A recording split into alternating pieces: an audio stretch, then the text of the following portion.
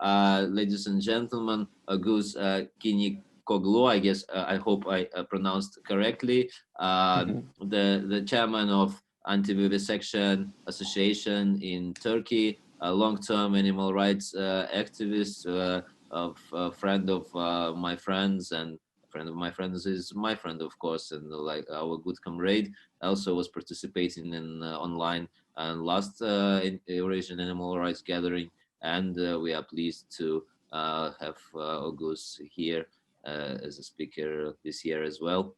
I guess something like that. If you want to say more, please, and we are all yours. Thank you very much. Thank you very much for the invitation. I was really looking forward to come to Georgia this year, because last year it was also we met over Skype, and this year I was looking forward to come to Georgia and meet with all of you people. But unfortunately, during this COVID-19 process, we couldn't meet again. But I hope next year we will be able to. So thank you for the introduction. And as you said, I'm one of the co-founders of Antivivisection Association in Turkey. And for the last couple of years, we are trying to get some rights about animals who are used in laboratories.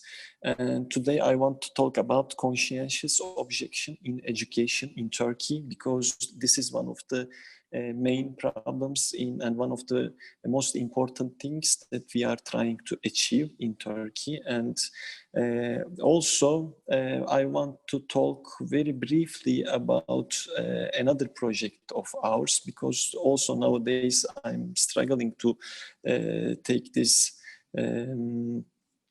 achievement also for the animals, and I'm going to really briefly talk about that too. And to start with, I want to talk about with my own story, because about 7 or 8 years ago, when I was I think 13 years ago, I guess, yes.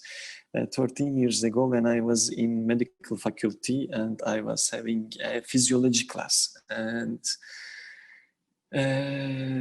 one day our physiology teacher, lecturer, he told us that we have to go to physiology laboratory, and I didn't know what we gonna do that day. And when I was walked in, I was really shocked, because dozens of rats were imprisoned in cages, and they were getting up on their hind legs and they were struggling to get out of the cage. And I was really shocked, because my teacher was standing aside of the table and I was standing on the other side, and we were like two enemies standing against each other.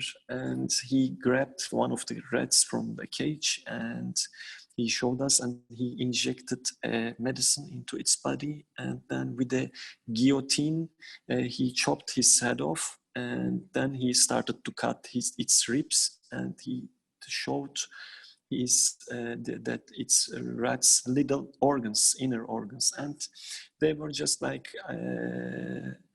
really small piece of organs, and I didn't know that what they were expecting us to learn from that ant-size organs.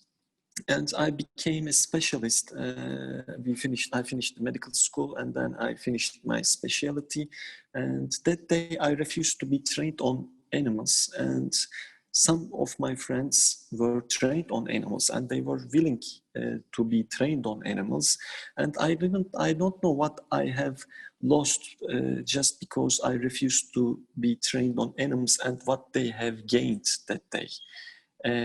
Today, according to the studies, there are no difference between students who are doing animal experiments during education and who refuse to do education, and who are trained on computer sciences, for example, and who are trained on scientific humane methods. And today, both in veterinary faculties and medical faculties, we can provide all those students those humane and scientific methods. So we don't need animals during our education, and we scientifically could prove this, you know.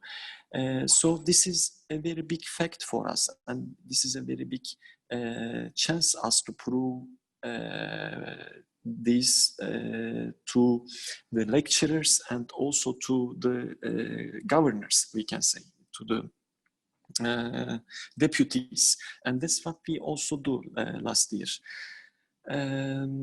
So also according to Jonathan Balcombe, who is an English biologist, and he is also very enthusiastic about education on with new scientific methods. And one of his studies, he says only 5% of the class may appear to object about animal dissection. The real number is actually about 70%. But because of the student cannot tell the teacher about it, and because they cannot encourage, because they encourage an atmosphere free of ethical concerns. They do not care about ethical concerns because they only want to do animal dissections, and they are like, if we don't hurt this animal, if we don't kill today, next day you will not be able to cure your patients. This is still the mentality in most of the countries, I can say, but also especially in Turkey, it's also like this. Although we have those proofs, although we have these scientific reports, still we are struggling and we are having really hard times to prove this and to show these studies to our lecturers and to our teachers. Also a few years ago in Turkey, in a university, a dog was taken from street. At the instructor's request, at a veterinary lesson, in an anatomy lecture. And dog's carotid artery, which is a very main artery of our body, also in animal's body, it was cut, the main carotid artery, and the dog was left bleeding. And eventually it died, and they started to make examinations on them. So this incident drew a very strong reaction, and an investigation was opened against both lecturers and for the university. And of course, all over the country, everybody started to protest this. But unfortunately, in our regulation, in our animal experiment regulation, there is a sentence, there is a matter in our regulation, and it is saying that animal experiments and those kind of, you know, taking animals from streets or shelters is possible if you are in need. In case of need, you can grab animals from streets and you can experiment on them. So it's a very big disaster, of course. And because of this incident, people and NGOs, animal rights NGOs, they started to do protests both on social media and on streets. And it was a really organized issue. And then because of this, also for the last couple of years, the violence against animals, violence to animals is really increased. Every day we are seeing some people are raping animals, or some people are killing animals. Some of them even put a tie on an animal's neck, and they put those animals just behind their cars, and they are, they are just tracking them on the roads. And it's a terrible incidents, those are. So all the people now, all the public are started to, they want those people to be punished, not only fined for money, but they are asking for punishment for those people, because it's not a crime in Turkey to violence against animals. It's only money fine, you know. So the government, because of those protests and because of all of this pressure, the government last year decided to make a new regulation and a new law. So NGOs were also invited to governments, and we started to make some one-on-one meetings with deputies last year. And we, in the recommendation report after the interviews, in the recommendation report, which was prepared by deputies, it was stated that students should be given the right to humane education, because that time we only talked about humane education, and we showed all those deputies, those reports, those scientific reports, that we can provide a good education to those students with humane alternative scientific methods. So they were convinced that day, and in the report they said students should be given the right to humane education, and humane methods should be provided to them by universities. And it was a really big issue for us. It was a very good thing for us, because eventually in the last year we were be able to educate our students with non-animal methods and with scientific and better methods. But unfortunately, during this COVID-19 process, the law still is waiting, and I think in October we will be invited again to the government to talk again and again about this new animal rights law. But since the universities are closed at this moment, if this law won't be able to be published, you know, won't be able to, how to say, be in law, you know, those matters.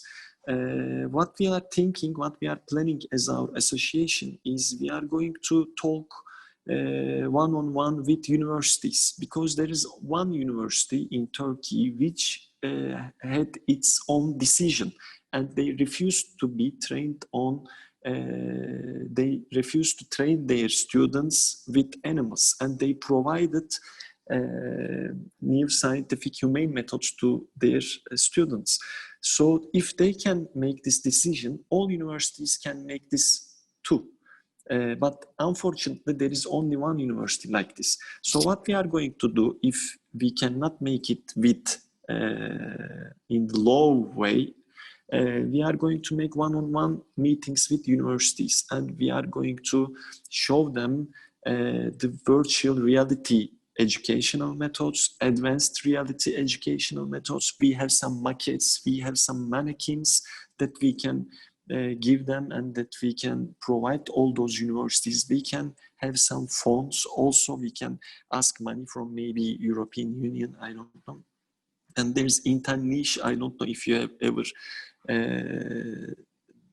heard about them, and they are also a worldwide only humane method education organization, and we are also partners with them, and they are really giving us very big help about these things too.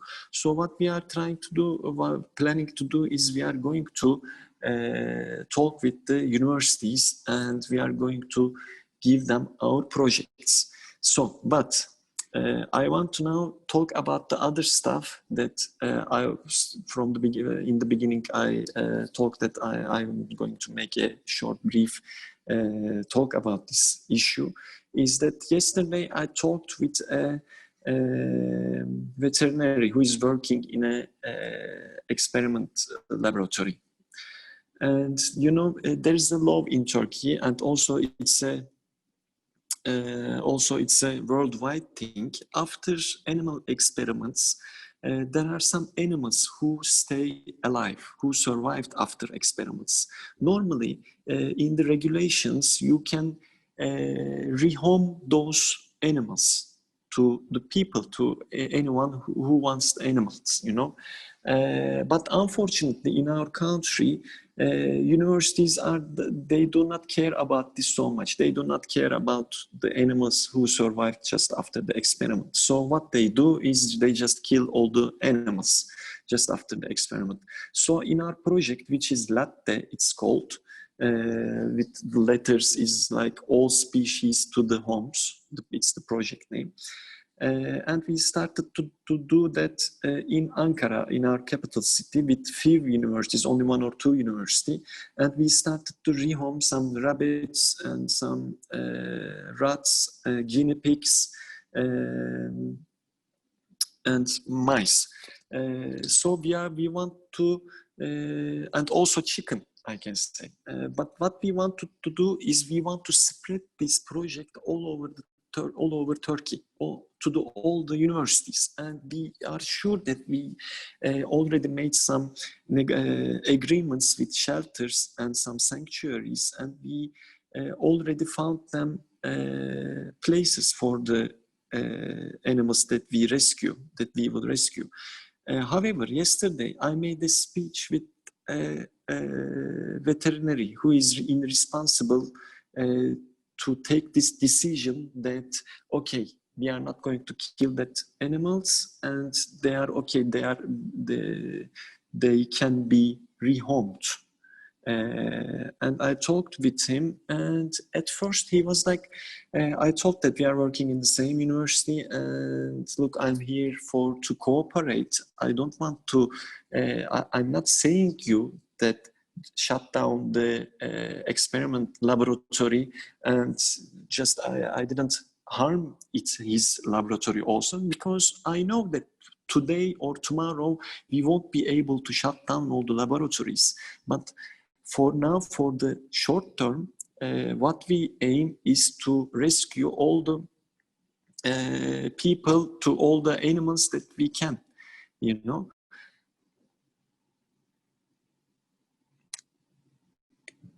Sorry. And for this reason, I talked to him and I said I want to cooperate with him and with the university. But what he said is, look, I don't think that we can agree on this issue, because I know that you and your friends who are animal rights activists, they made some, they protested us a few years ago, and they harm to our laboratory, and I don't want to cooperate with you. And it really made me upset, because even though if you try to cooperate with people with legally way, and we are not going to harm them both in legally or physically or financially, they still do not want to cooperate because of this, how to say, because of the previous issues that the protesters, animal rights protesters. So yesterday we were also talking about this with our association, and I think even though when we are approaching to them very peacefully, they are not, they are ignoring us, then they do not want to cooperate. And so what we are going to do about this is we are going to talk with the head of the university, because I am very lucky, because I'm doing a doctorate PhD right now in gastroenterology, and my professor, my lecturer is also a vegan, and he's a very well-known gastroenterologist also in Turkey. And he is also against animal experiments. He made some scientific research also. And what we are doing right now is also doing some scientific research, both for veganism and both for and also for animal experiments, that we are trying to show that it's worthless, and we have more scientific methods which are better. And I find it it's a very good opportunity for both for me and I think for the antivivisection side. And I talked to my lecturer and professor, and he told me that we can go together to the head of the university, and we can offer this project to the head of the university. And it's a very good chance for us. I guess it can be a good start, I guess. So what I wanted to talk briefly about things are these kind of things, and if people have any kind of questions, and I will be glad to answer. Thank you very much for listening to me. I hope my English is not really good, but I hope it was clear.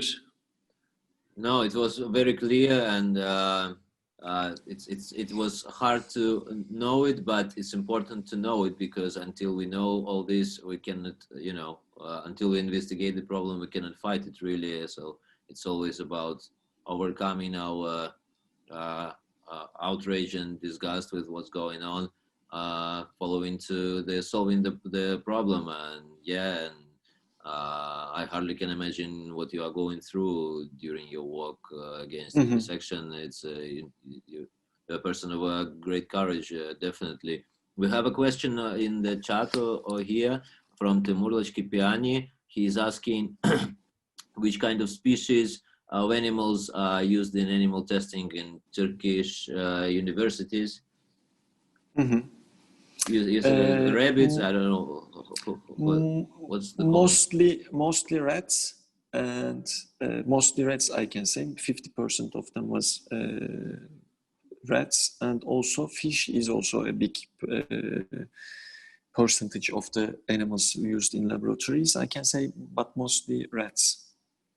Okay. And is there any way that we as people outside Turkey can help you, like to support your struggle there against vivisection in Turkey anyhow? I mean, supporting the struggle somehow, maybe social networks, whatever, pushing the government, I don't know, like any kind of support you might need from us. What I'm thinking is, like, because animal vivisection is an interesting subject, I think, and it's very hard to show people and to prove people that it is worthless and it is ethically false to use animals for science, because all the people are now coming to you and saying that if we do not make experiments on animals, then how we will improve our science, how we will improve health. And sometimes they are also saying that if you are going to, if you have a disease, then don't take antibiotics or don't have COVID-19 vaccine.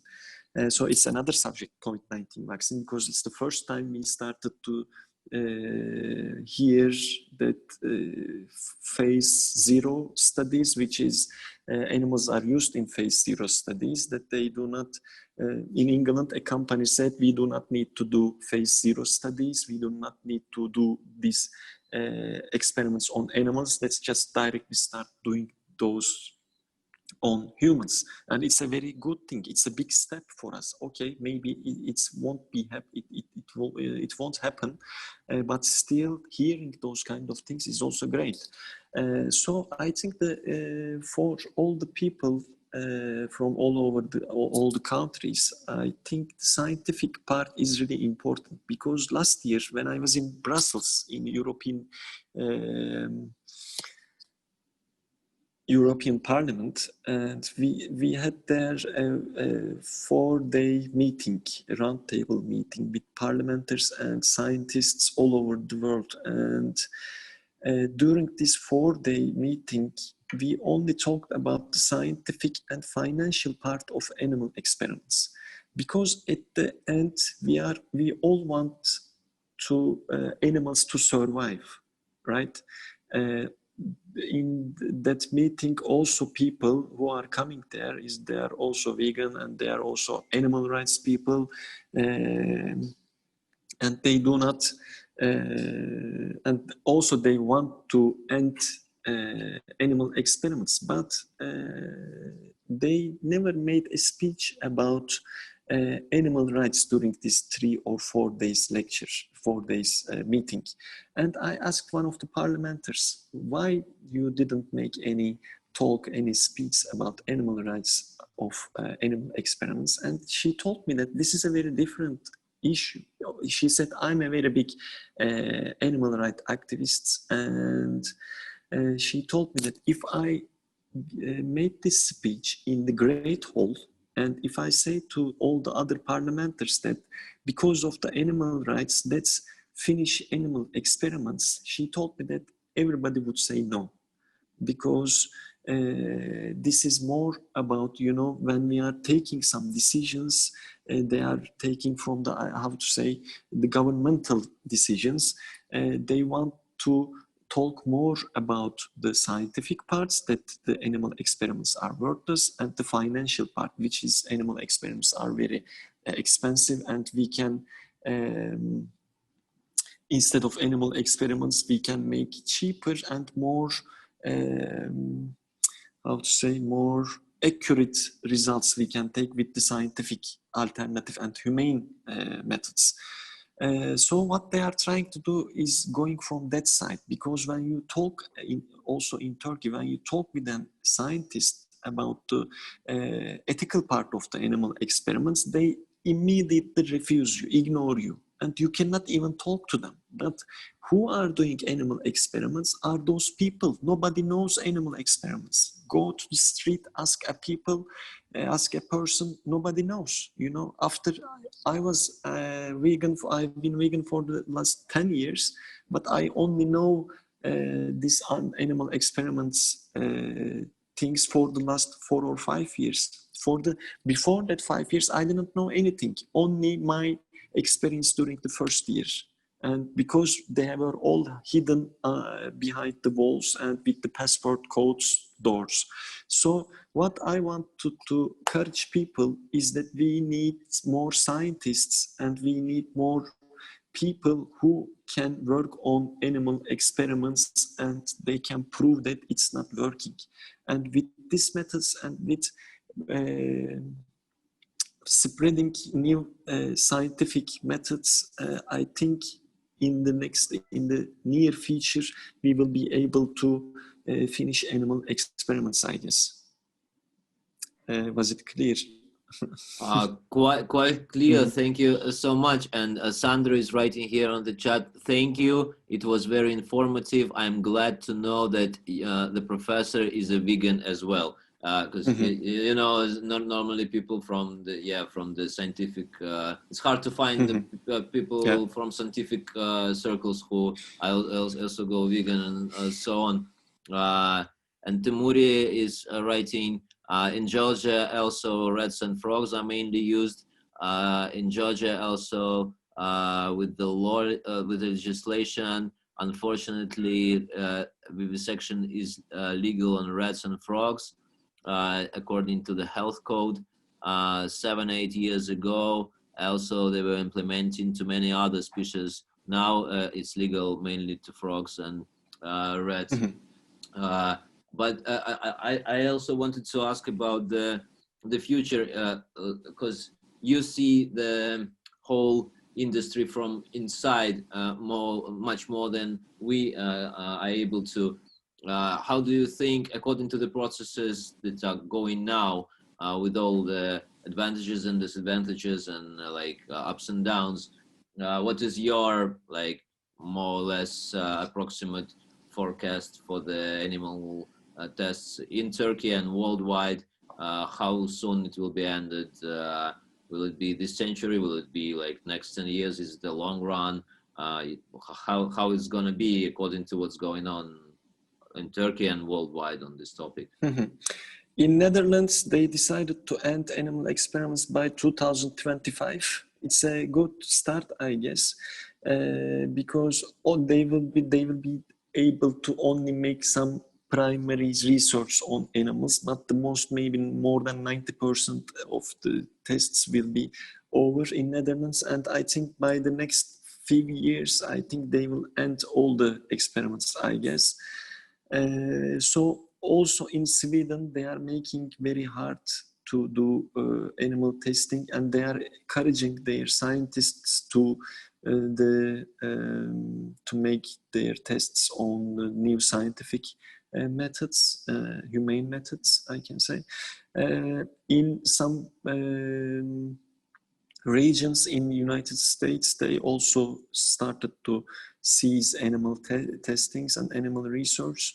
But unfortunately, we can see in Europe also the numbers used in the animal numbers used in research are decreasing in Europe also. But unfortunately, in Turkey, it's increasing because of the people, scientists who want to, gain. Who wanted to make scientific research, and they gain reputation from this research because animal testing are more, it's easier than to do a research. It's a randomized, controlled research, so it's easy to do animal tests. And in Turkey the numbers are increasing, but they are worthless. That's what we have also done. In last year we made a research and was published in a very good journal, scientific journal in England, and we proved that most of our animal experiments are worthless, and people are doing this only for to gain reputation, and it's unethical. So unfortunately in Turkey it's increasing, but by these scientific reports that we are going to prove and show to the deputies, maybe in the next future they can maybe forbid those animal tests in some subjects of scientific research in Turkey. But still, I can't say that in I don't know how many years later that in Turkey it will be over. But in Europe, I think in the next 20 years maybe it will be over. I'm not sure, but I can say. But, this is a very optimistic forecast. It would be nice to witness even on this level. It will be quite a progress, I would say. I guess it will be quite a nice example and precedent for all other regions. Because in the end, the minority rules. How it works. The ones who have like the most, most agenda, the most influential media, and so on. So if it will be like that in Europe, I guess it's already a very nice, breakthrough for all of us. Yes, something like that. You see. We don't have any more questions. Maybe you want to make some kind of a summary or something, or maybe anyone wants to say something, ask something, Gus, something else. It's last chance for you all people. No, I guess it's no question. So I just wanted to say something, and I already told about you. I think me and Yağmur, our co-founder of the association, last year we actually few months ago we published a book about anti-vivisection. It was the first written book in Turkey, Turkish also first book. And I don't know if anyone knows Turkish or who are listening to us, I don't know. And I have also a PDF format of this book. And if anyone of you wants that book on PDF format, I can send you, and you can find the history of this book, and maybe you can even make a easy Google Translate to your own language, and maybe you can have some benefits from that. And I can also send you the research that we have made already, and maybe if some of you are also interested reading about this, and I can send you that. And in that book you can find the history of the anti-vivisection and the activism of anti-vivisection, and how was it started, and the stories of the animals, and it is starting from the ancient Greek, and then we are coming to modern century, and still we are talking about the animal dissections in our modern century, and we are talking about new scientific methods and how animal experiments are not working, and we are proving this. We are showing the proofs of the wordless of the vivisections, animal research, and then in the final chapter we are showing the new methods that can be used instead of animal testing. And it's a very, how to say, it's a summarized thing, I can say, because only the new methods is like a very big subject, but we all collected it in a book. So if you are interested, I can send it to anyone who wants to read. Yes, please. Could you send it to me? And like the PDF, and I will try to translate it with DeepL, and later on we're gonna see what can we do with that. Maybe make the editing. Maybe somehow, we can at least with the limited as a limited issue, we can publish it one day. Let's see. The lack of money is always a problem, but this is an important thing, and I'm very interested to read it anyway. Even with the DeepL translation, so I would appreciate. Yeah, for sure. Okay, sure. I will. Yeah. Okay, we don't have more questions. Thank you so much, Oğuz. It was very informative, and let's see. Timuri is asking in the chat, how many entities of book were bought already? I didn't understand the question. How many you published this book, yeah? Yeah, we published this book. So how many books were already bought? It's now about sold. It's like a little bit more than 1,000 already sold. Okay, already sold. It's a lot. It's a lot for this kind of book, It's I think so. Super cool. And it was sold only in Turkey. Yes, only in Turkey. Okay.